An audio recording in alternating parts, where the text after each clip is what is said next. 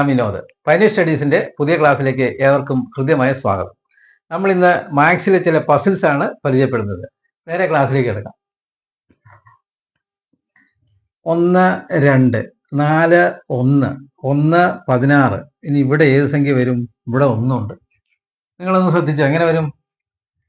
1ന്റെ square എത്രയാണ്? 1 square 1 തന്നെയാണ് അല്ലെ?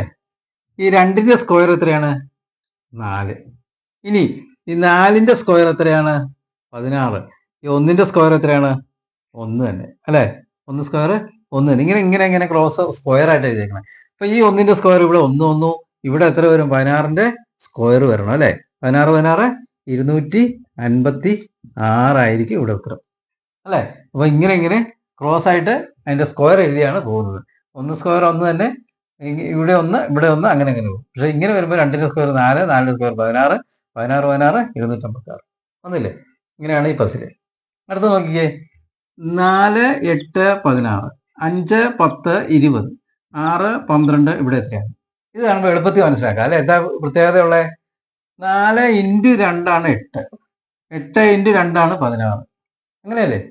അപ്പൊ ഇതോ 5 × 2 10, 10 × 2 20, ഇതോ 6 × 2 12, 12 × 2 എത്ര വരും അന്നേരം? 24 അല്ലെ? അപ്പൊ ഇത് എളുപ്പമാണെന്ന് തോന്നും, പക്ഷെ ശ്രദ്ധിച്ചു കഴിഞ്ഞാൽ ശ്രദ്ധിച്ചില്ലേ ഉത്തരം തെറ്റിപ്പോകും. അതുകൊണ്ട് നിങ്ങൾ ഇത് മനസ്സിലാക്കുക. മനസ്സിലായെങ്കിൽ നിങ്ങൾ ലൈക്ക് ചെയ്യുക, ഷെയർ ചെയ്യുക, സബ്സ്ക്രൈബ് ചെയ്യുക. അടുത്ത ക്ലാസ്സിൽ കാണുന്നതുവരെ ഏവർക്കും നന്ദി.